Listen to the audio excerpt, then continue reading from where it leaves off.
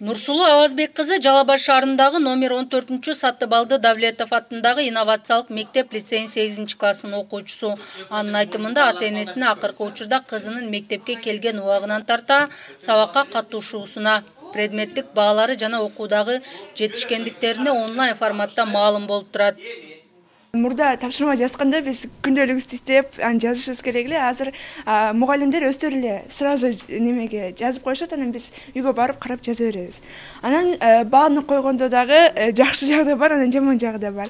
Мисалы, кээде 5 алганда күндөлүк баарын алып барат, анан кийин иштеп анан алып барбайын дейсиң да, жөн эле коюп коет да, анан кийин өзүң баан көрүп алып жүрө бересиң. Эгер жаман жагы бул 2 алып калсаң, 2 коюп коет, анан ошондо да жаман да жактары да болот. Анан ата-энебиз дагы дайыма бизди көзөмөлдөп турат, ошонусу да жакты мага.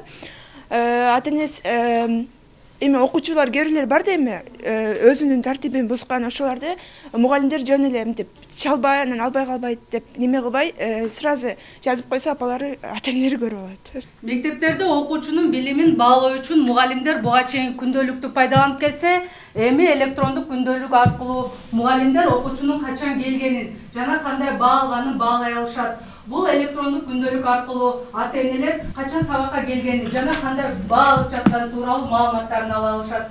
Электрондук күндөлүк системасы 2019 жылы аймактарды өнүктүрүү жана өлкөнү санариптештирүү жылынын алкагында ноябрь айынан тарта иштей баштаган. Анын жардамында мугалимдер менен ата-энелердин ортосунда маалымат алмашууну ылдамдатуу максаты көздөлгөн. Мындай баа койгондо ылдый жана комментарий деп да чыгат экен, ошондо окуучу бүгүн сабакка тапшырма аткарган эмес деп да жазып коет. Мына балага баа коюп келген жокпу, ошону басканын комментарий деп чыгат экен. Мугалимдерибиз азыр 100% мугалимдерибиз буну колдоно алат, колдоно билишет. Быйыл ошол 2019-20 жылы санариптештирүү жылынын бизге тийгизген таасири ушул болду. Бизге кыйла эле оңой, жеңил болуп атат бул. Окуучулар, ата-энелер өздөрүнүн ушу балдардын сабактарын, бааларын көрүп атат да. Мугалимдер үчүн мындай жеңилдик жаратты. Класстык журнал менен электрондук күндөлүктү бир алып кетип атабыз. Себеби биз башында өтүп кетип, өздөштүрүш кыйыныраак болот экен. Ошон үчүн жазуу ишин деле таштап атык. Өкөн теңил алып кетти азыр, журналды дагы электрондук күндөлүк дагы.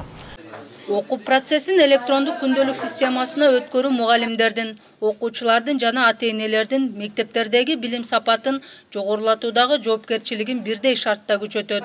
Ал эми мугалимдердин бул программаны үйрөнүүсүнө кошумча каражат сарпталган эмес дейт уюштуруучулар. Кээ бир мектептерде мисалы телефону жок мугалимдер бар.